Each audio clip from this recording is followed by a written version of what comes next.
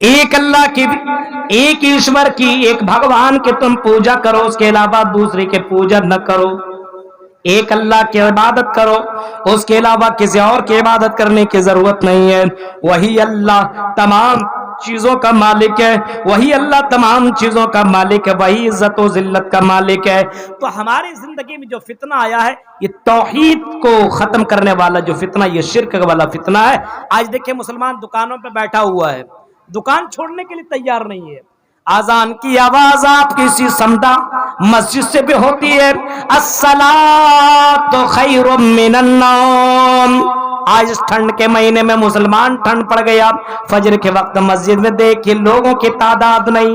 آپ کی اسی مسجد میں نے عصر کی نماز میں نے پڑھی ہے، ایک سب سے زیادہ لوگوں کی تعداد نہ تھی، وہ جلسہ کرانے والوں اور جلسے کے ذریعے سے تبلیغ کرانے والوں، وَأَنَّ الْمَسَاجِدَ لِلَّهِ، مسجدوں کو تم آباد کرانے کے لیے جلسہ کر رہے ہو۔ میرے بھائیوں ذرا تصور کرو، سوچو، غور کرو، جو تمہاری سوچ ہے بڑی بڑی مسجد بنا ڈالیں، تیری مسجد ایسی، میری مسجد ویسی، جمعے کو مسجد کو آباد کرنے والوں، اور بھی دنوں میں مسجدوں کو آباد کون کرے گا؟ کون آ کر کے تمہاری مسجدوں کے اندر نماز کی ادائیگی کرے گا؟ آج ہم 5 وقت اللہ کو دے نہیں پا رہے ہیں، آج ہم اپنے گھروں کے اندر مست ہیں، آج ہم اپنے دکانوں کے اندر مست ہیں، آج اپنی دکان چھوڑنے کے لیے تیار نہیں ہے، آج ہم اپنے بچوں کو چھوڑ کر کے مسجد میں جانے کو تیار نہیں ہے۔ میرے پیارے ساتھیوں ذرا توکل کرو، یہ بھی تو شرک ہے۔ ہم اپنے دل کی بات مان رہے ہیں، رب کی بات نہیں مان رہے ہیں۔ آج ہمارے سماج کے اندر یہ شرک آ چکا ہے، اور اپنے آپ کو سمجھتا ہے کہ ہم پکے سچے اہل حدیث ہیں اور بہت بڑے مسلمان ہیں۔ یہ فتنہ اتنا بڑا فتنہ ہے، جس فتنے سے اللہ کے نبی صلی اللہ علیہ وسلم نے ڈرایا ہے اور بولا ہے، اللہ کے نبی صلی اللہ علیہ وسلم نے فرمایا، مجھے اس بات کا ڈر ہے میرے مرنے کے بعد تم شرک کے اندر مبتلا ہو جاؤ گے، کہ بھی آپ نے یہ بھی فرمایا۔ اسی وجہ سے اللہ کے نبی صلی اللہ علیہ وسلم نے فرمایا، لا تجعل قبری وثنا یعبد۔ اے لوگوں، مجھ سے پہلے جو قومیں گزری انہوں نے اپنے نبیوں کے قبروں کو عبادت گاہ بنا لیا، سجدہ کی جگہ بنا لیا، جا کر کے قبروں سے مانگنا شروع کر دیا۔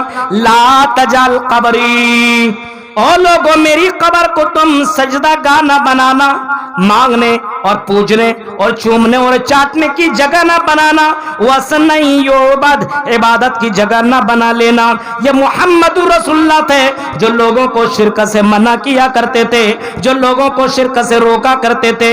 توحید کی دعوت آپ نے دی، اور کبھی آپ نے توحید اس انداز سے سمجھایا، مسلمانوں اور کشن گنج کے رہنے والوں، زندگی کی کوئی گارنٹی نہیں ہے، آج نہیں تو کل کورونا کی وبا میں کئی لوگ ختم ہو گئے، دوسرا وائرس آیا، اس کے بھی لپیٹ میں بھی بہت سے لوگ چلے گئے۔ یہ تیسرا وائرس اومیکرون، ایک تیسرا وائرس آ چکا ہے۔ اب یہ تیسرا وائرس میں نہ جانے کون لپٹے جائیں گے، کن کی موت ہو جائے گی، یہ کوئی جانتا نہیں ہے، زندگی کی کوئی گارنٹی نہیں ہے۔ اور کشن گنج کے لوگوں اور بہار کے رہنے والوں اور میرے پیارے بھائیوں، ذرا سنو اور غور سے سنو، زندگی کی کوئی گارنٹی نہیں ہے۔ ذرا تصور کرو، اور اللہ تعالیٰ فرماتا ہے، تم میرے ساتھ کسی کو شریک نہ کرنا، لا تشرکوا باللہ، تم اللہ کے ساتھ کسی کو شریک نہ کرنا۔ یہاں تک کہ اللہ کے نبی نے حضرت معاذ ابن جبل کو فرمایا تھا، جب یمن کی طرف گورنر بنا کر کے بھیج رہے تھے، او معاذ ابن جبل، لا تشرک باللہ ان قتلت او حرقت، اے معاذ ابن جبل تم اللہ کے ساتھ کسی کو شریک مت کرنا، ان قتلت، اگر تم قتل کر دیے جاؤ یا تمہیں جلا کر کے راکھ کر دیا جائے تب بھی شرک مت کرنا۔ کتنوں تقریریں کر لو، کریں گے وہی مولوی صاحب جو دل کرتا ہے، جو دل کرتا ہے۔ آج اسی وجہ سے ہم کہتے ہیں نا کہ کم سے کم قرآن و حدیث سے جڑیے، مستند علماء سے جڑیے، اپنے ایمان کو بچائیے۔ میرے بھائیوں، یہ توحید کی جو دولت ملی، واللہ کی قسم اس سے بڑھ کر کے کوئی دولت نہیں، کوئی دولت نہیں۔ اس دولت کو ہم نے اور آپ نے نہیں سمجھا، اس دولت کو ہم نے اور آپ نے نہیں سمجھا. اور کشن گنج کے لوگوں اس دولت کو سمیہ نے سمجھا ہے, اس دولت کو بلال نے سمجھا, اس دولت کو فرعون کی بیوی آسیہ نے سمجھا ہے. اس دولت کو ہم نے اور آپ نے نہیں سمجھا. بلال کی سینے کے اوپر پتھر رکھنے کے بعد وہ تڑپتی اور بلکتی ہوئی اور تپش والی اس گرم دھوپ میں لٹا دیا جاتا تھا, اوپر سے بڑے بڑے پتھر رکھا کرتا تھا اور بلال سے کہا جاتا تھا توحید تم چھوڑ دو, لیکن بلال کی زبان سے اللہ حد اللہ حد اللہ حد کی آواز نکل رہی ہے. سمیہ جیسی لڑکیوں کو دیکھو, اور میری بہنوں تم بھی آئی ہو, کتنی بڑی دولت ہے یہ توحید جو ہمیں اور آپ کو ملی ہے. اس توحید کو ختم نہ کرو اور شرک کے فتنے میں نہ ڈوبو. غور کرو, سمیہ جیسی لڑکی ہمارے اور آپ کے لیے آئیڈیل ہے. اس کے کپڑے کو اتار دیا, ننگا کر دیا ابو جہل نے. سامنے بیٹا ہے اور سامنے شوہر ہے, دونوں کے سامنے لڑکی کو بالکل ننگا کر دیا جاتا ہے.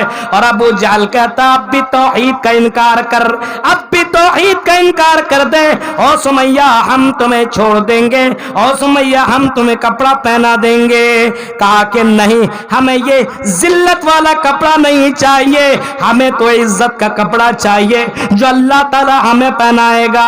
ہم اس توحید سے کمپرمائز نہیں کر سکتے, ہم اس توحید کو چھوڑ نہیں سکتے.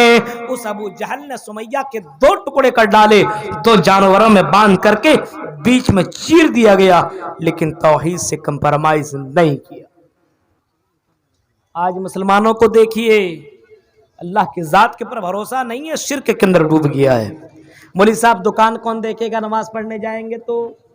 ہاں, دکان کون دیکھے گا؟ دکان بن کر کے نہیں جا پا رہا ہے, رزق دنیا میں ڈھونڈ رہا ہے. وَفِي السَّمَاءِ رِزْقُكُمْ, تمہاری روزیاں زمین میں نہیں آسمان میں, تمہیں آسمان سے روزی ملتی ہے. جو رزق کا مالک رزاق ہے, او مسلمانوں رزق کی چکر میں رزاق کو نہ بھولو. وہی اللہ ہے جو ایک چائے بیچنے والے کو کرسی پہ براجمان کر سکتا ہے. وہی اللہ ہے جو ایک انسان کو مقام پہ چڑھا سکتا ہے. تو وہی اللہ ہے جو عزت والے کو ذلیل بھی کر سکتا ہے. اللہ کی ذات کے اوپر بھروسہ کرو, عبادت کرو, اللہ تعالیٰ تیرے گھر کے اندر برکتیں نازل کرے گا. لیکن اللہ کی ذات کے اوپر بھروسہ ہی نہیں ہے, شرک کے فتنے کے اندر مبتلا ہو گیا ہے, اور یہ قوم ڈوب چکی ہے شرک میں. اور ہماری عورتوں کا تو کیا کہنا, اسی وجہ سے کہتے ہیں اپنے بچوں کو اسلامی تعلیم دو, ہونا چاہیے اسے معلوم, توحید پتہ ہونا چاہیے, شرک معلوم ہونا چاہیے. آج سب سے زیادہ بگاڑ اگر ہے عورتوں کے اندر ہے, اور مردوں کے اندر بھی کم نہیں ہے. آج ان سے دعا کی جنازے کی دعا پوچھ لو تو نہیں پتا, نہیں پتا مولوی صاحب, نہیں پتا. جلسے میں بیٹھنے کی دعا پوچھ لو, اختتام کا دعا پوچھ لو, نہیں معلوم. اتنا بڑا بڑا ادارہ آپ کی کشن گنج کے اندر لڑکوں کا اور لڑکیوں کا. میرے بھائیوں ذرا تصور کیجئے, اس کے باوجود اگر ہمارے بچے اور ہماری بچیاں توحید نہ جانے, شرک سے دور رہے, تو میرے بھائیوں شرک کو نہ جانے تو آپ کے بچے شرک کے اندر مبتلا ہو سکتے ہیں. اللہ کے نبی نے اس بچے کو عبداللہ ابن عباس کو آپ نے سبا بتایا تھا, آئے عبداللہ ابن عباس, اذا سالت فسل اللہ, جب تم مانگنا تو صرف اللہ سے مانگنا. یہ آپ نے توحید بتایا. تو سب سے بڑا فتنہ اس دور کا یہ شرک ہے اور بدعت ہے. بدعت معلوم ہے بدعت کتنا بڑا فتنہ ہے. ابھی ہمارے سماج میں صرف بدعت ہے. شادیوں میں دیکھیے کتنے رواج آ چکے ہیں بدعت والے. ابھی نیو سال آنے والا نا 2022, ابھی بہت سارے لڑکے دل بنائیں گے, اس میں ایک تیر ڈالیں گے, اور اس کے بعد ایک طرف اس کا نام ایک طرف اپنا نام, اس کے بعد لکھیں گے ہیپی نیو ایئر. یہ کون سا اسلام ہے؟ ہاں بتاؤ تو صحیح, اور ایڈوانس میں ہیپی نیو ایئر دے رہا ہے، اپنے دوستوں کو مبارکبادی دے رہا ہے۔ فیس بک، واٹس ایپ، ٹویٹر اور ان تمام چیزوں کے پر چھوڑنے والوں، کبھی آپ نے سوچا کیا محمد رسول اللہ نے کبھی یہ کیا؟